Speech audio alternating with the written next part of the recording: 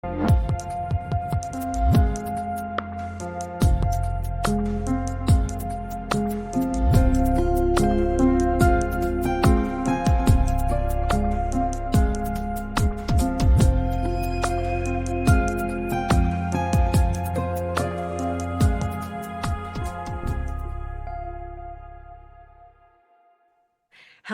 and welcome to our show, Film Talk with AJ Dean. I'm AJ Dean, your host, and I have the amazing and very talented and very funny co-host with me from Las Vegas, Nevada, Paul Vato. Hey, Paul, what's shaking this week?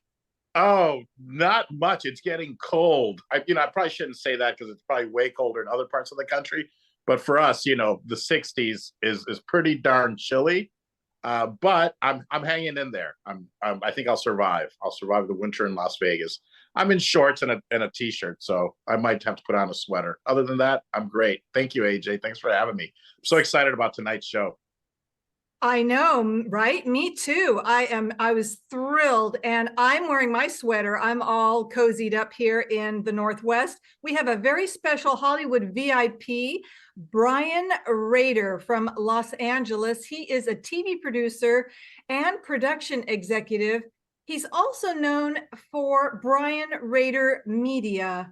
So he is our wonderful special VIP guest, and let's give him a very, very warm welcome all the way from Hollywood, California, Brian Rader. Hey, Brian, how are you?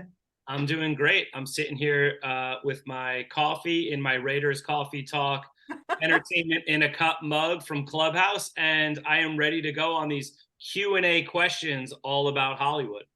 That is amazing. I got one of those cups. Darn it, I don't have it on my desk here, but I cheers with you with my tea. I love it, and I use it all the time. Okay, let's jump right into it, Brian, because I got a lot of fun questions, and I know that Paul does too. He's going to have some fun ones as well. Brian, you studied at University of Maryland, College Park. You're from... I have to cut you off there. There wasn't any studying going on, but I did attend the university, and I do have a diploma. Okay. Very good. And you are from New York, right? Originally from New York, Long Island. I spent the majority of my childhood on Long Island in the Five Towns area, over near the beaches. And I spent my weekends in the city. I was fortunate enough that my cousins, my uncle, my aunt, my grandma, everybody was in Manhattan. So I got to live both the Long Island lifestyle as well as being in Manhattan and seeing what the city had to offer. Amazing, amazing. So you grew up there, you saw movies, and then... I did. I was exposed really kind of young to, I'll say, culture. I mean, when I went into Manhattan and I was with my uncle and my grandma took me to like my first epic movie that I saw. Like she took me to Little Shop of Horrors on Broadway. She was in fashion. My uncle was in fashion. I was really kind of like hit with it at a young age, where movies and TV shows. Also, my parents every Sunday would take me to a movie. We would do dinner and a movie, the 3 or 4 of us when my sister was there. And that was really like my inception into the world of movie making and television. And I was just a young kid with a dream that was like, I always want to go do this. I always want to play in that entertainment sandbox, but I never really knew how I would get my start. And I think for any kid in any major city that is not Hollywood, you're so far removed, but you're like, wait, but I went to the movies, or I saw a play, or any of those things. You're like, how do I go do that? And I think that it stemmed from a really young age of me wanting to be in the industry. I just never knew how I would get that opportunity. Yes, and so you fell in love with a bit of the classics, the old Hollywood, like I did and Paul did. So you grew up with that wonderful family, like you said, dinner and a movie. You probably saw, right? So yeah, I mean, for me, it was like I saw every type of movie under the sun, and my parents would always bring back old titles. And for me, being in my 40s now, back then, it was anything pre-1980. Which I didn't know about. And they would just hit me with a title. And then I remember even back then, there were like black and white classics that they would tell me to go watch. And I would go down to the basement where I would go to Blockbuster with my Blockbuster card, and I would rent these movies. And I'd be like, wow, like 1950s, 1960s, and I go through so many different of the classics. And I think, you know, I always had a knack for falling in love with film. I think the majority of it was even though I was a big athlete and a big jock in high school, and I, you know, I had friends in different realms. I think on the weekends for me, it was a time to kind of sit back and relax and hang out. I even remember at a really young age, we had a dog, and I used to go on Saturday mornings to watch cartoons. And I would go lay on the I would lay on the dog, pour myself a big bowl of cereal, and I'd be eating cereal, just watching cartoons and watching shows all the way till my parents came down or my sister, and then I would just continue watching stuff throughout the weekend. So I think my love for television and film has always been there, and I like I said, I didn't ever knew where that opportunity or that inkling would come. And so I can actually tell you how I first kind of stumbled upon a set. If you guys want to, Yeah, I'd love I take it to. all the way back. I was in college, and a fraternity brother of mine was in theater. And what happened was he had gotten way too drunk, like we always do, and he had an audition for a role. And it was for a commercial. And I didn't know this at the time, but I said, "Can I tag along and just sit in the room with you when you audition, or can I go with you?" And it was about an hour away in Baltimore. I went to University of Maryland. It was in Baltimore at a place called Taylor Royal Casting, and I wound up taking the address, even though he didn't want to go and he was too hungover to go on the audition. And I wound up walking in the door, and they were like, "Sign in there." So I was like, all right, I sign in. Next thing you know, I'm auditioning for IO Digital Cable for a national commercial. And I wound up being one of 3 kids chosen out of about 500 that got cast in this commercial. And that was my entryway into the industry, which was I booked this commercial. Next thing I know, I'm on the commercial. And I didn't want to be in, had no desire to be an actor. I guess they just saw what a lot of people do in the industry, and they're like, how are you not in front of the camera? You're so charismatic. And that's probably what they saw, and just being outgoing. Anyway, that turned into me then landing a role on the show Sex and the City. And most people don't know this, but I had a very small stint. I was supposed to play Samantha's love interest on the show. They wound up cutting a bunch of lines that they wound up giving me in the middle of this whole thing. And I did that. I did those 2 things within probably 3 months of each other, of this casting agency. And then a modeling agency asked me if I would do some runway. And I had these 3 things that happened like within 6 months at the University of Maryland. As I said, I wasn't really into my studies. I was kind of partying, a fraternity guy. And the next thing I know, I'm doing these 3 things and getting the behind the scenes. And every single time I was on set or I was there in a show, I was like, what are all these people doing behind? And that's really, I think, where my love for the creation of things really came from. Mm. And so that happened in a kind of very whoosh. And most people would say, well, why didn't you just continue to act or take it seriously? And, you know, you graduated, you went back to New York, like, go be an actor.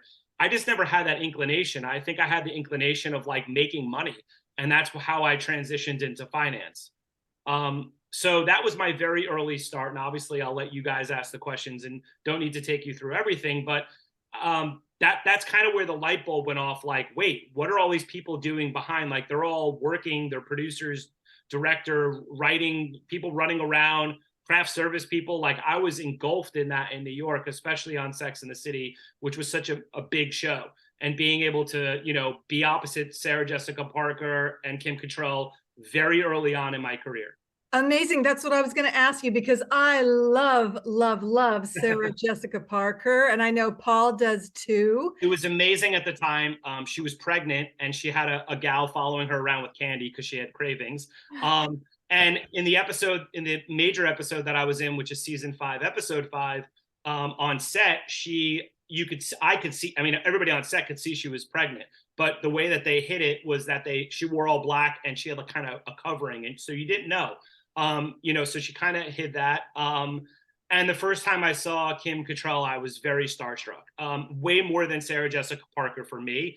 But then again, I was a big Sex and the City fan, and I still am a really big fan. And so it kind of, being on set and seeing all of this happen led to me asking a lot of questions to the people on set, to people that were, you know, walking us to the set and all of that. And through that experience, I think, and the others, it was like, ooh, how do I break into that side? How do I break into that world? And how do I get a job doing that? And after graduating and working in finance, I didn't really have that opportunity. until one day when I was going to switch from JP Morgan to another financial institution, I landed on a set, on a film set. And the thing that I remember from those other experiences was you just always ask for the producer. So I was like, oh, okay, you asked for the producer. So a PA came up to me. I asked for a producer. I was wearing a suit and tie. They probably thought I owned a building, or who the hell knows, it was involved in some corporate thing for the guy, or owned a restaurant they were shooting at. They didn't, something like that. And the next thing I know, the producer introduced himself to me, and we took a stroll down the city street. And to this day, I don't know what I said to him that made him go, hey, do you want to work on this film? But the next thing I know, he offered me a job, and I was basically like a producer's apprentice, i.e. a PA. And I started shadowing people on that first set. And that was my first inclination really into the world of how does a movie get made? What does everyone do on set? I spent all 20 something days shadowing one person roughly a day and really seeing how does a movie get made? And then I started asking budget questions and money questions and this and that. And then I worked with that production company on a couple back-to-back films. I leveraged that into another movie that I was a co-producer on. And then the rest was kind of history. I could take you through, obviously, my transition into reality and working with the studios and, now having 20 plus years, but that was kind of the basis of, going down the line and really taking hold of an opportunity that really presented itself. Incredible. This is so much fun. I love this. I'm drinking this in, and I know your fans are as well, because it's so much fun. Paul, I'm going to send it over to you while I check my notes here and my Of course. Brian, I mean, I also have, like a business background as far as small business ownership. So I love the fact that you came from this world of finance and this almost maybe non-traditional, but you knew the questions to ask and you knew how to present yourself on stage and get what you wanted. My question is, were you in between finance jobs? And maybe I missed it. No, so when I landed on that set, I had been working at JP Morgan, but was going to take another job outside of JP. There was another company that I was going to accept a job from.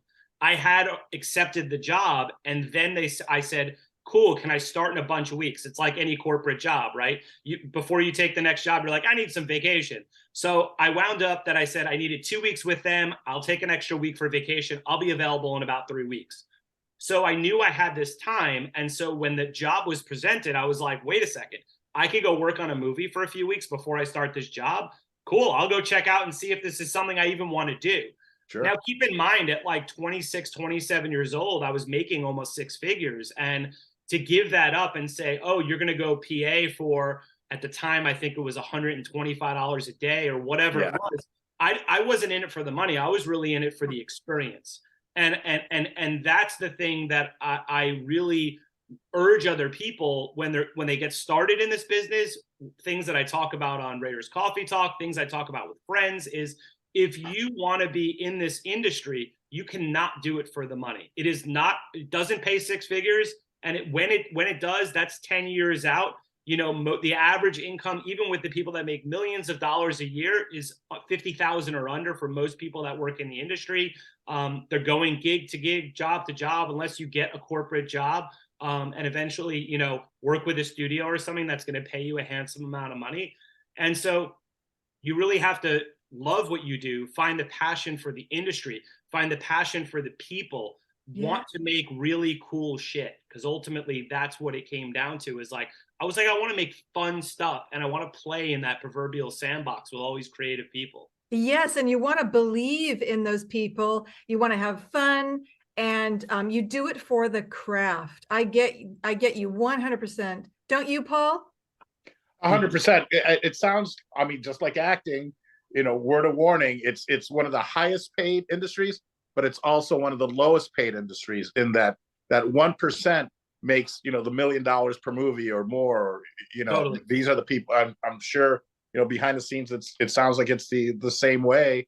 It is. Most of us, I think it is, but I will say this: getting a freelance assistant job, getting a freelance job, or getting a staff job on something, I think is 10 times easier than landing acting jobs. And I look at the industry and I'm like, no wonder I didn't want to be an actor. I couldn't do that. I can't go like 3 months without feeling like I'm tied to something or working on something, even if I'm honing my craft, even if I'm, working on a budget or working on a development of a show idea or something. And I think, I think that was my biggest thing coming through this was like, I want to be on the making of the product, not on the individual who's in front of the camera. And I think that's why even though I got a taste of that being in front of the camera, it just wasn't for me. Not to say in my early years of working on indie films, I put myself in everything just for fun because I get a kick out of it. Yeah. In a movie called Uncle Melvin's Apartment, I played a guy moving a moving truck company, moving people out. In a movie, like all the movies that I pretty much have ever done or been involved in some way, shape, or form, and even TV shows. There's some behind the scenes stuff that I posted where cameras on reality shows have got me. Shaq and Ludacris were talking, and I was watching something like a couple months ago, and I was like, that's me. I was in it. I didn't even realize they did a behind the scenes thing, and I'm sitting there on my phone looking for like probably another job, and they got me. But I think that I think you just have to know, number one, not in it for the money, and number two, really find the thing that you are best at and use that as an asset and just go down that path with the thing that you're great at. Wonderful advice, beautiful gems. And I know everybody in, I was going to say Raiderland, Brian Raiderland out there is enjoying this on Instagram as well. Hi, everybody. And thanks for tuning in. Brian, you have the studio background and perspective experience. So you have worked with a studio system. What needs improvement? I think the biggest thing that needs improvement on the studio side that I see is that there's so many goddamn people on a studio side. There's hundreds of people, they all do something different. But the thing that I noticed on the studio side, whether it was Warner Brothers or Fuse Network or other networks that I've worked, and I've been on the production company side and talked with all the network execs, is that they don't necessarily all talk to each other. So the people in development don't necessarily talk to people in production. Production doesn't necessarily talk to finance. I think it's putting all those people in a room together and saying, like, even at the beginning of the year or quarterly or monthly, whatever you want to do as a company, what I see is there's a lot of things that slip through the cracks. And I think it's because a lot of these conversations aren't being had about specific shows. And I think if they went down the line of all their shows and they talked about the shows and people could chime in on all different facets, whether it's the people developing the show, people in physical production, people in finance, people in accounting, almost everybody touches a show. And I think that they're so isolated, especially with COVID. That's what I've really seen is they went from like everybody taking huge meetings to now everybody's on Zooms, and Zooms are cutting out and people have meetings during the Zooms and then they're jumping off meetings. And then to me, it's a lot of that. And I think that that's where the studio system is currently failing. And I think that how they're going to shape it in years to come is a camaraderie of what it takes to actually put all the pieces together to make amazing product. And what would that entail in the future then? I think it's just them recognizing that there might be some holes in that as an option, and coming together. Like, I think back in the day, I remember seeing old footage of old studio movies and old studio TV shows like the ABC, CBS, when there used to just be 4 dials on the TV, and they'd have everybody in one room. It was literally every single person that was involved, all 150 people in a big meeting, and before they all went to work, and they said, great, here's what we're trying to achieve. Here's this show. Here's this idea. Here's this thing. Okay, we got the production side. Tell us what the things that you think could be coming up or this and that. I think we've come away from that. I think we've become a society of working individually versus working as a group. Mm-hmm. I think you're absolutely right. We have lost that. We need to get back to that. What do you say, Paul? Yeah, I mean, it's for some of the good things that came out of COVID, as far as, for actors being to audition from home, there's all these other things that are, slipping through the cracks and whatnot. So no, I agree. It's time to everyone to get on that same page. And it's incredible. I was just on a set a couple of weeks ago, and when right before we actually shot the scene, everybody was on that set that we were shooting at. And there must have been, and this is for a TV show, with animation, but there must have been 100 people all crowded in this room that we're about to shoot. Once we've locked down, once we'd locked it down, and I was like, man, it really takes a lot of people to make this work, or does it? You know, I don't Yeah. know. For me, my business side is like, couldn't we combine this and this and this and this? Yeah. You know, but maybe it does take that many people. I don't know. I think Brian would have a better answer for that. I think on the smaller stuff, you can get away with those people wearing multiple hats. Also, because the budgetary constraints aren't there. I do know, like, you know, I've worked on, you know, now within the departments of shows that are 100 million plus, $200 million plus, you know, on the big studio side. And, you know, it does take that many people, sometimes even more. And I think that everybody has that specialty that puts the little check mark next to the project. Yeah. And I do think, especially in the beginning stages of any of those big projects, it does take that village to be able to complete it. But as you know, budgets are shrinking and things are changing, I do think that we will move back to a realm where people are now thinking in those terms. Do we need to shoot it this way? Can we get away with a cheaper budget? Can we look for efficiencies? Can somebody double dip? Can we look for ways to shoot stuff that is more, you know, in line with the budget that we ultimately maybe can? And now they're maybe trying to slash half the budget down. And in order to do that, obviously, there's people that have to take on maybe more than one hat at certain times, and projects that are getting streamlined. I know that's happening big time in reality television, where they're going back to the old days where you were like, oh, do you need 40 people on set? No, maybe we can get away with 20. Maybe we could do it with 10 on this show. You know, and I'll bring the duct tape. Right. There you go. And maybe that is a wave of the future for these, especially these indie filmmakers I know that are really trying to pinch pennies to make great product. Yeah, I think that's the wave of the future too. And I just had to get that in because duct tape, that's one of the tools that would be in the prop department, wouldn't it? For sure. I mean, it could be anywhere. I mean, you could use it in the camera department. You could use it in a prop department, art department, yes. grip and lighting. I mean, yeah. Yeah, you could secure dollies. Oops, I'm sorry about that. You could secure dolly cameras and all kinds of things. So I mean, anybody, duct tape is probably the most utilized asset tool, you know, or any kind of tape, gaff tape, anything. Yeah. On a set. Electrical tape, black electrical tape. Anything that sticks, we're in. You got it. Okay. Thank you so much for that, Brian. Yeah. Over 100 hours you have done, worked on the digital and network TV and film experience. So, and you also worked at Warner Brothers Discovery, and we've got the picture up here on your second screen. Yeah. You worked as the financial executive there. What lessons did you learn? Well, first of all, I mean, I was a guy who for like 15 years wasn't in the studio system. I would work as, you know, a production executive, a line producer, an EIC for production companies, and have single or multiple shows under my belt, and I would oversee those shows. Going into the studio system, most, you know, at Warner Brothers as a budget estimator in the finance department, the cool thing was I got to see probably all 50, 60, 70 projects that they had on their slate. So every time a new budget would come in, it would pass through my fingers, or I would take a look at it. And I think the most fun piece of that was the ability to be able to work with multiple departments. I worked with accounting, I worked in finance, I worked with production executives, I worked with development executives across all the projects that came in that were in the scripted and some unscripted arenas. And I think that for me was a light bulb kind of went off. And at the same time, I learned a shit ton.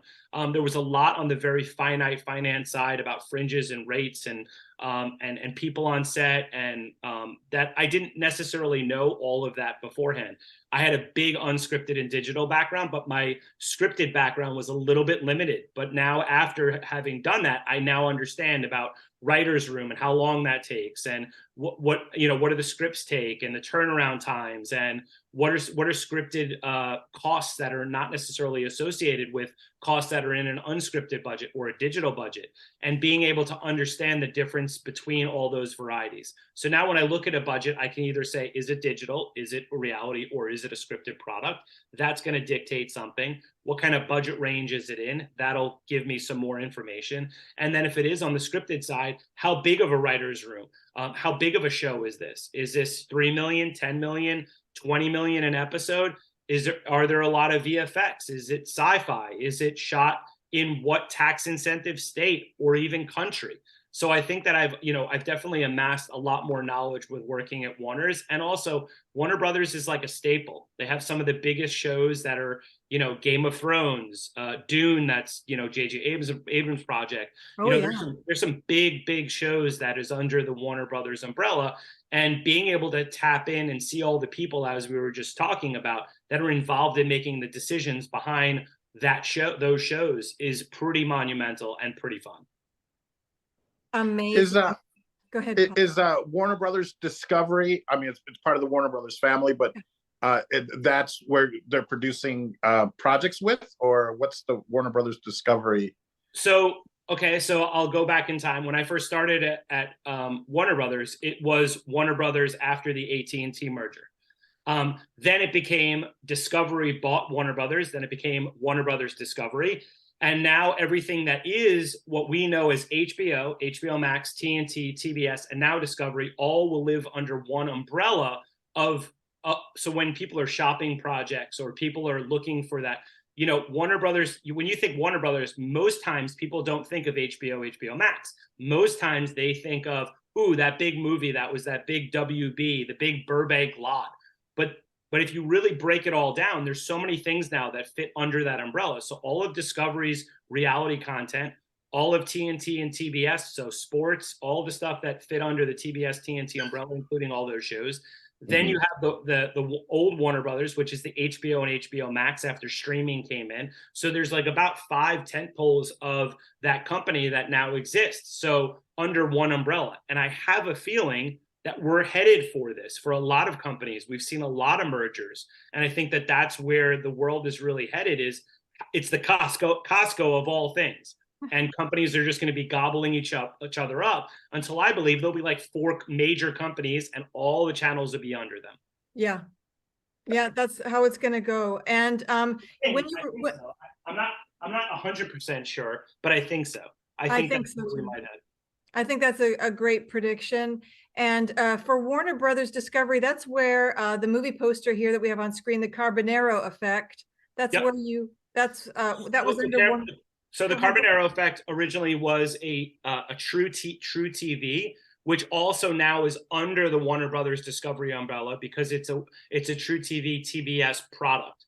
So you have to now change your mind of thinking and say, well, which TV station or network is this under? And then what's the conglomerate that owns that? So the Carbonaro effect happened way prior to Warner Brothers. I was an exec there as what's called the executive in charge. That's the highest title on the production team that you could probably get. Wow. Overseeing line producers and production managers and all of production. So everyone reported into me. I was there since the pilot with Michael Carbonaro when the show got sold. And then we did about 26 episodes a year, and I was there roughly 3 years. So I was overseeing 26 full episodes delivered to TV, as well as all of the YouTube specials, all of the magic shows. And I've done a couple magic series, and I really love magic, I gotta say. I'm a big fan of magic. I'm a big fan of magicians. I think it's an amazing world. I love them too. I think they are wonderful and they bring so much entertainment and joy. And yeah, I love them too. Don't you, Paul?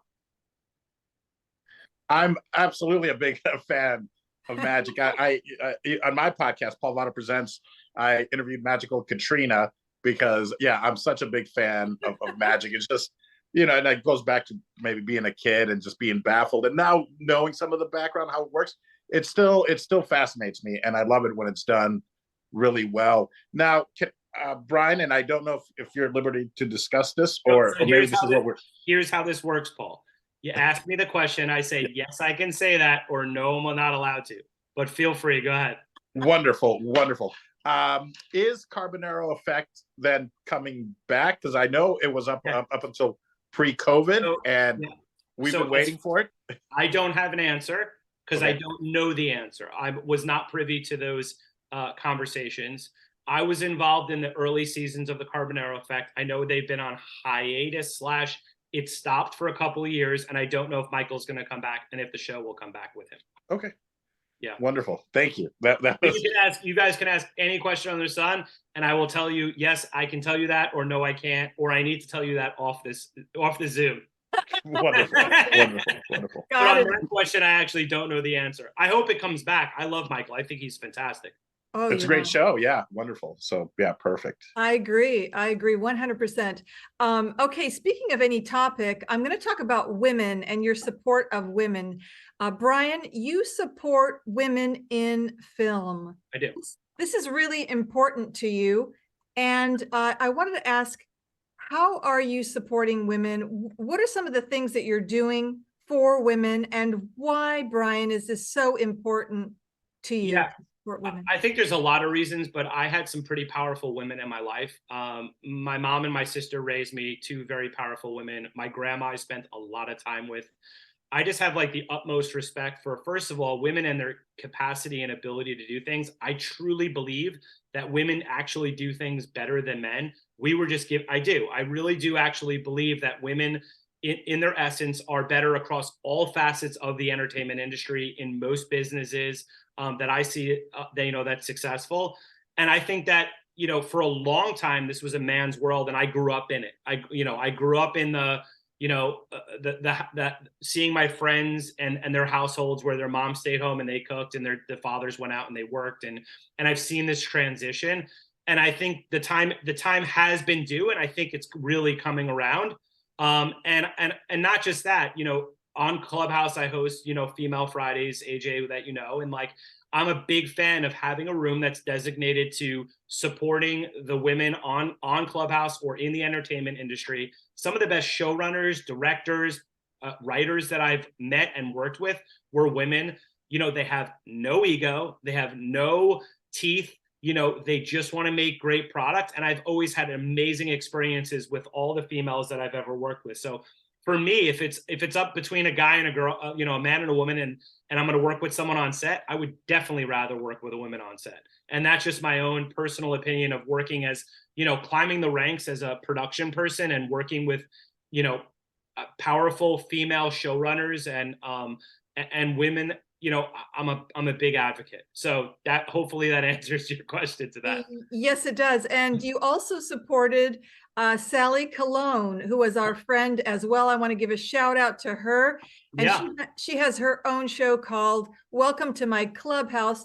Where I was on her podcast. Totally. Yes. And so everybody, please tune into that. Search for it on YouTube. You can subscribe and follow and support Sally. She's our beloved friend as well. And yes, so you did that for her, and you are hosting each week on Clubhouse. Yeah. And you're letting us be the moderators. And there are no men moderators besides myself, because I set the room usually. And then a lot of the women take turns and they host the room, and they're the ones running the room. I'm just there to support. And I think that that's a beautiful thing from the very onset of Clubhouse. To be able to support everyone in the entertainment community. But I noticed that for some reason it seemed like, and I feel like this is also the way in entertainment, is that men usually have a louder voice, and they need to be heard. And I thought, you know what? Why don't we turn this on its head and let all the women moderate the room, and then they have the loudest voices, and let's see what happens. And it's been fantastic. So yeah. Are you enjoying it? I love it because I get to sit back. It's always powerful women in entertainment, and they get to control the mic, and men have to listen. So yes. Great. Yeah. And I do want to give another shout out to Kimberly, my very sweet friend, Kimberly Skirm, who introduced me to you, Brian. So I want to say thank you, Kimberly. Yes. And we love you, right, everybody? Yeah. And so now I'm going to bring up a very, very important topic. It's a hot topic. This is the controversy section of my show. Oh, no, controversy. Here we go. You ready? Strap on your seatbelt. I'm ready for the controversy. Paul, you're on mute. Oh, you're muted. You're mute, Paul. We can't hear you. What did you say? Maybe he was supposed to be muted. Yeah. I was maybe making fun of Brian. I was like, he doesn't like controversy, so let's be very gentle. No, that's okay. I don't mind controversy. I'll talk about it, but let's talk about the controversial topic. Let's hear it. Thank you. This is me, and I'm going to go there. So here we go. Okay. How do you feel about artificial intelligence, Brian? How do you feel about singularity merging the human mind with, up in the cloud, artificial intelligence. How do you feel about the Borg? I know people know what the Borg is from Star Trek. How do you feel about working with robots versus humans? Take it away, Brian. Okay. I'm going to try to keep it a little bit short on this one, but this is how I feel. And I think I may have said this in one of my clubhouse rooms. I am all for robots. I am all for robots cooking, cleaning, doing all the things Brian doesn't want to do. I'm even down for robots on set, as long as it's not in a creative capacity. I do not want to see robots handling cameras. I do not want to see robots, anything that is of that. But if it's about building a stage, being a stagehand, sweeping up the floor, doing anything that anyone else really could do without any insight, totally game for. But I can tell you this, I do not want a robot building my budgets, because they will not get them right. They will not have the foresight and the insight and the way that I think, and the experience level of the amount of times that I've built budgets and things of that magnitude. So I will just keep it here. I'm a fan until the point at which it gets to the creative sector of anything. And I really don't want to be part robot unless I have to be at some point. So I would like to keep all of my parts, but if a part goes bad and it could save my life, or it can help me in some way, totally down to be part cyborg. I love that answer. Okay, I'm with you, and I'm going to go over to Paul and get his take, but I'm just going to say real quick, mine is, I want to hold on to my soul. I want to hold on to my spirit. They're mine. It's also tied to my faith and my moral code. And I don't want to become a part of the Borg. So I agree with you, Brian, and over to you, Paul. I would agree with everything that Brian said. The problem is, I think it's inevitable that AI is going to get involved with the creative, because you see it already happening. As in, guess what? I'm an artist now, and via text, you say, in the style of Picasso, paint Paul Vato smoking a cigar while reading a copy of his Kama Sutra. And you see how I just worked all of my stuff in there. Yes, I do. While reading paulvato.com. Right. And boom, this thing. And I'd hate to say it, but I think that somebody's going to go like, oh, put my favorite actor, Vin Diesel, in a Fast and Furious 21 that takes place in space. And somehow AI can create all this for you, a personal movie. I'm game for that on a very small scale of people that want to see a Vin Diesel recreation movie. But if it's a new Steven Spielberg movie and it's a robot and it's not Steven, I'm out. Yeah. 100%. I agree. Yeah. I agree. Good call. So not so controversial. Yeah. So, but it's happening. It's going to come. And some, I want to remain with the creatives. I want that human element. So I'm with both of you gentlemen. And I think that's absolutely, go ahead, Paul. If possible, if they do develop a bionic eye, I did have a detached retina, so this side is still blurry. If it helps you for health purposes or makes you a better human, I'm game for that. But if you want to take my brain out and I can no longer be Brian and now I'm something else behind a computer attached to my head, no bueno. I'm not. But we're getting a little bit on time. We have a few minutes left, and then we're going to do our heart messages. But I've got a few more questions I really want to ask you, Brian. Yeah. You have worked in digital at Sony Pictures TV and in network TV and executive in charge of production. What's similar in each of these industries? What's different, and what do you like best? It's a great question.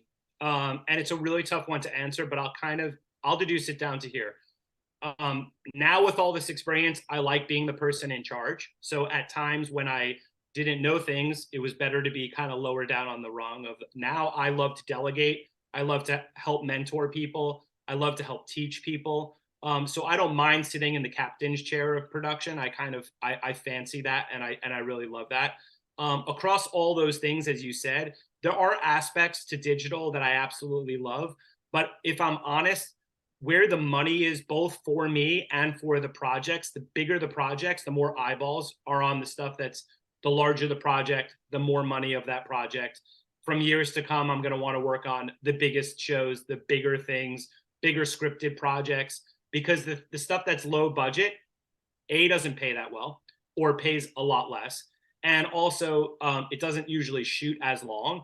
And it doesn't, the talent that you're dealing with usually isn't as significant. I'd rather work on like the high profile stuff that's in the press, trades, things of that nature. Yeah. Yeah, I think that's absolutely. Brian, one other question I've got to ask. What is your dream job and what legacy do you want to leave on this earth? I think the dream job is in my current state. I think it changes year to year, and I think it'll continue to change. I don't think that there's like a dream job. I think there's a dream job now. And I love where I'm at right now after working for the studio. I'm working for like Blumhouse, and I'm working on a project with them. And I have a reality show with a scripted producer on something else. And I have my hands in a ton of projects, and I'm pitching shows and I'm selling shows. And, I have a production company with a producing partner outside of Brian Rader Media, which is me and my services that I offer companies. So I love that aspect of having my hands dabbling in a lot of different areas. And I think I'll probably be that like 80-year-old guy with a scripted script on his lap, sitting at the beach, partly retired, or on the golf course with some kind of project that some 30-year-old kid gave me that's at the clubhouse. Like, I think that's just innately what will happen. But I will say that down the line, I could either see myself probably in a few different aspects. One, running a studio and being a head of production. Two, running some form of a network. Or three, being at a large production company that's doing a lot of cool cutting edge things. And I think that is inevitable. But for right now, I'm just playing in the sandbox and seeing kind of what comes my way, and also what I feel like doing. I think that's the beautiful thing about being your own boss, is you could pick and choose and say, ooh, this sounds interesting, I'm going to do that. As an example, I think it was like 5 years ago, I got approached by a company who was through Echo, and it was the first and it was a Walmart, through Walmart Echo. And Echo was doing interactive television. It was the first company that really did interactive choice-based, like comic books back in the day, where you get to choose your own adventure through storytelling. And we did 10 plus pilots for them, and having my hand in all of that, but also seeing how on the back end of it, you need 3 storylines, and each one of those has nodes, and you get to choice based on what you feel like as a person, and you get to make those things. So being on the forefront of technology was really fun, and I got to take that project on and work with production people for 6 months and kind of run all of those pilots. And that now I can say, I know what that looks like through development, production, and post-production. And how do you edit something like that with all those different pieces in it? So I think I'm always changing. And I think I always have my finger on the pulse, just like where we met, AJ, which was Clubhouse. And I was one of the very early adopters of the app. And I think it was just because I was at the forefront of technology. And I think that that's really important. Yes, so very much. I've got one more question, then I'm going to hand it over to Paul. I just wanted to. It's just so exciting for me to ask this. Brian, how are you changing the world? Oh, wow. I honestly don't know that I'm changing the world, but I hope that some piece of what I'm doing is changing somebody's emotional state. I know I just went to the movies last night. I saw a great film, and I left the movie thinking and pondering what I saw, what I think about life, my place in it.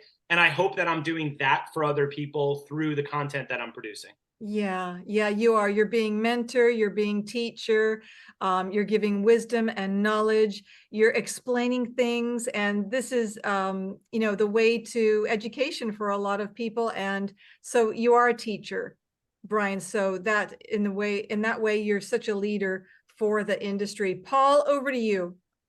It's wonderful. The very important question is, are your mugs still available?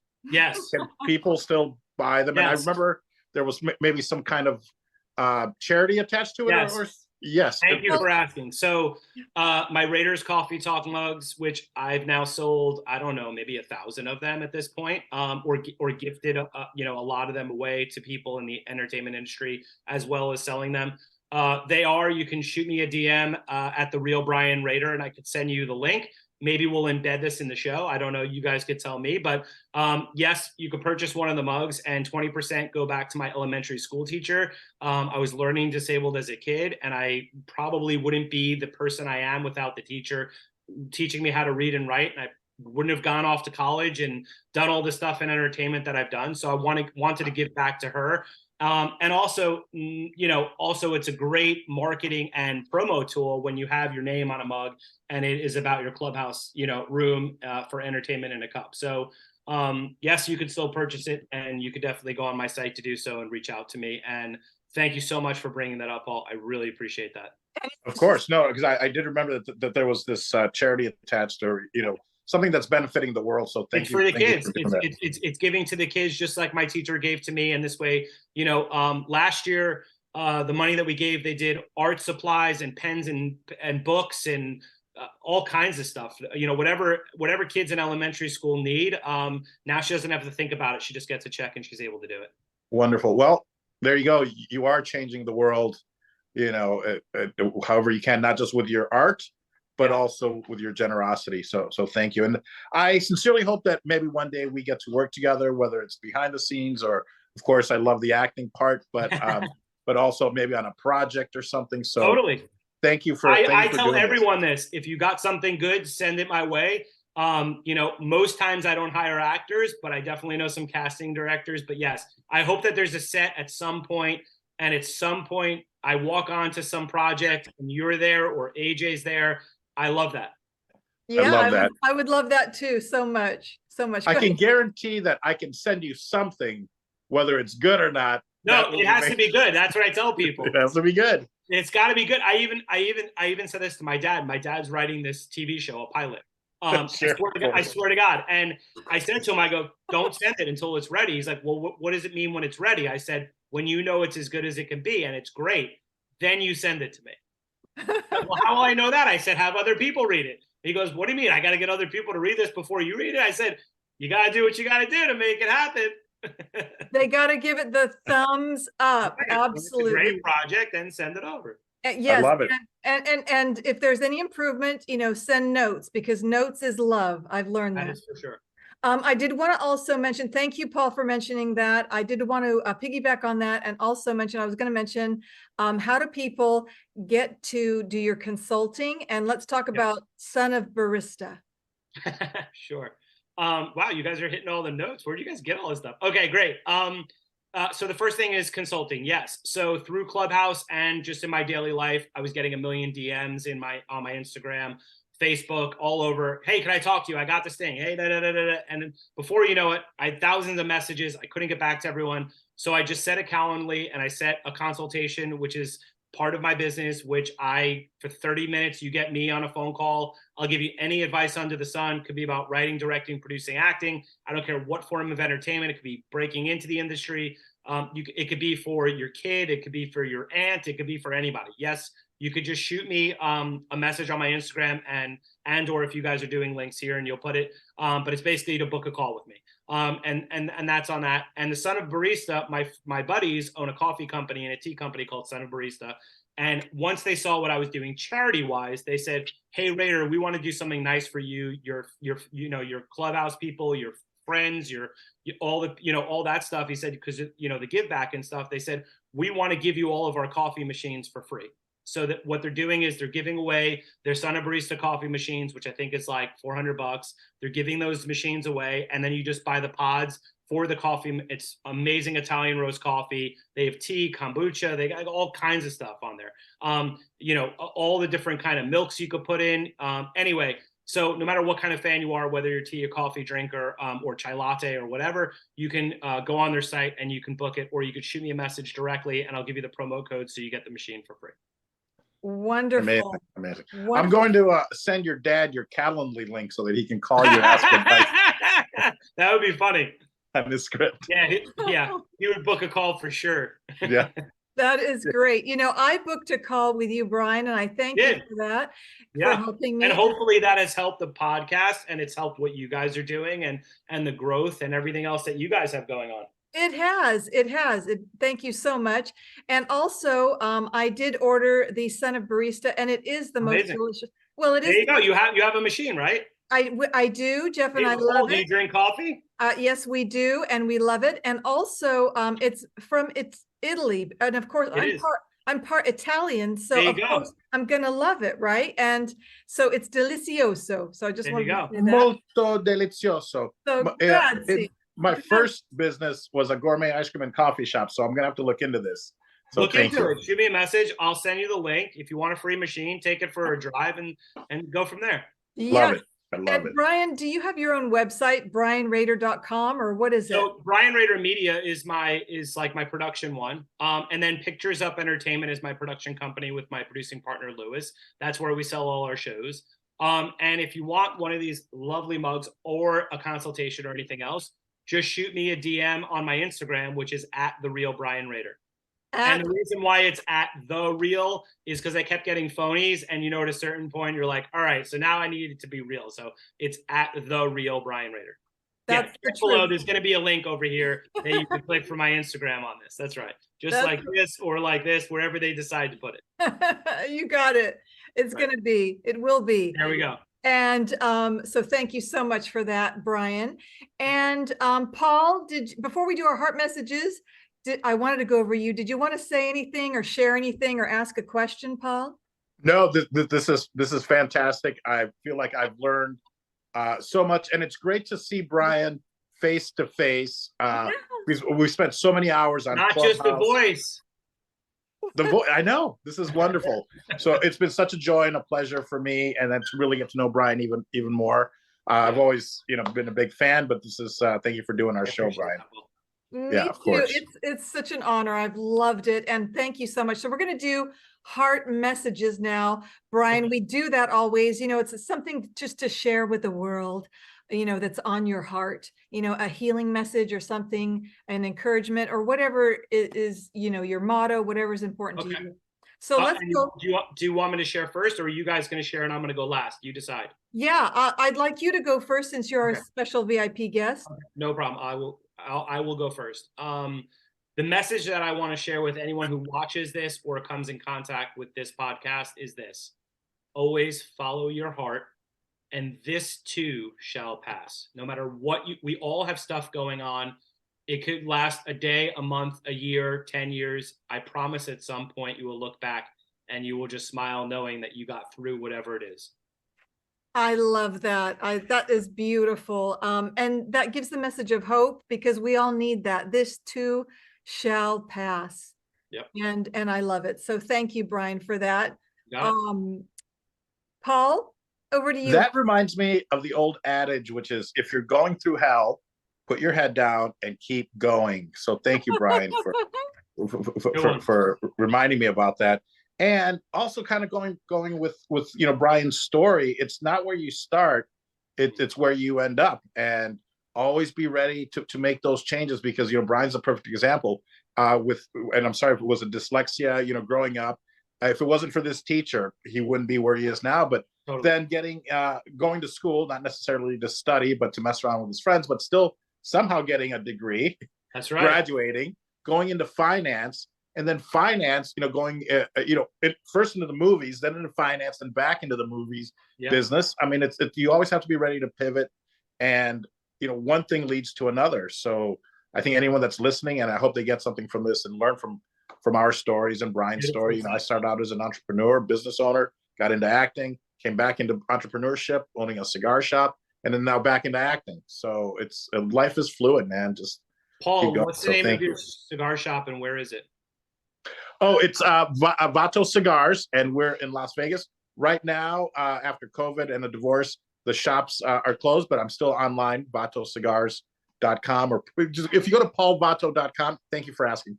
Go to paulvato.com. You can then, and you can DM me, and I can send you our blend descriptions, because we have mild, medium, bold, extra bold cigars, all that good stuff. I will send you a message. Absolutely. Thank you, Brian. Got it. Any way to support, right? Oh, yes, sir. Exactly. I love this so much. This is what it's all about. And I want to thank you both, gentlemen. You're both exceptional and excellent in every way. And here's my heart message. Generosity is contagious, and we can be generous with more than our money. We can give our love, our time, a kind word, a helping hand, or even or I said that, or even our time. Okay. Admittedly, sometimes it's easy to be so focused on our to-do list that we forget to look for ways to surprise people with generosity. So let's be more intentional about passing along blessings to others. Okay, that's it. That's my heart message for this week. And I read that, but I did okay, but I don't want to be an actress. I just want to be a podcaster. So There you go. I qualify. Mhm. Well, Brian, it's been such a pleasure. Thank you. Thank And you an guys so honor. much. This was You fun. know, you're a Hollywood VIP executive, and we know you're going to do great things in the future. And we thank you for being in our lives. And Paul, thank you for being here and the best co-host ever. And any last words, Brian? We just All I could say is maybe I'll come back next year and just do an update of like, where am I? Like, let's pen a year from right now and say, hey, Brian, what's going on and where are you? And let's dig a little deeper. Okay, let's do it. You're on it. Deal. Well, thank you so much. And until next time, Bye, guys. au revoir. And until we meet again, bye-bye for now. Bye.